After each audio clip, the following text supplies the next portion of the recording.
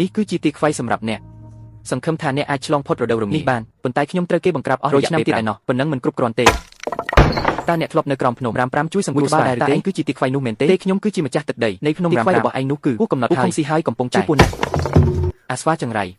ស៊ីទីខ្វៃរបស់ខ្ញុំហើយនៅតែដឹងផ្ដោខ្ញុំទៀតមើលចោះចាំមើលខ្ញុំនឹងទៅចាប់មកវិញស្វានោះពូកែវីតបណាស់ណា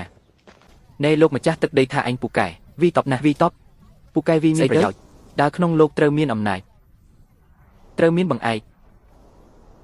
ចុះឯងមានបង្អែកអ្វីទៅគ្រូរបស់ខ្ញុំគឺជាបុកបរោះពេនហ្វូនិងបុកបរោះឆ្វាន់ហ្វុងបើមិនអីទេឯងជួយដោះចំណង5របស់ខ្ញុំចេញយើងមកសាកក្បាច់គ្នាម្ដងមើលដោះក៏ដោះគិតថាឯងខ្លាចឯងមែនទេចាស់ណែឥឡូវអាចប្រកល់អូយមិនក៏ភ្លុំអ្នកមានគុណបាត់ស្រមល់អញ្ចឹងតែប្រញាប់ទៅស្រង់គេមកវិញហើយនិយាយមកមើលក៏ធ្លាក់មកទីនេះបានខ្ញុំបានប្រយុទ្ធជាមួយមហាសេនាស្វាប្រើមិនអាគមច្បាំងគ្នាអស់600ជុំតែចុងក្រោយចាញ់គាត់តែមួយក្បាច់ប៉ុណ្ណោះសូមក្រាបបង្គំមហាសេនាមិនដឹងថាមហាសេនាអញ្ជើញមកតាមមានការអ្វីដែរខ្ញុំមករកឯងឲ្យជួយស្រង់មនុស្សម្នាក់គ្មានបញ្ហាអ្វីទេមែនទេមិនហ៊ានទេលោកស្រង់ខ្ញុំចេញទៅធ្វើជាសឹកខ្ញុំមិនជំទាស់ដែរមែនទេ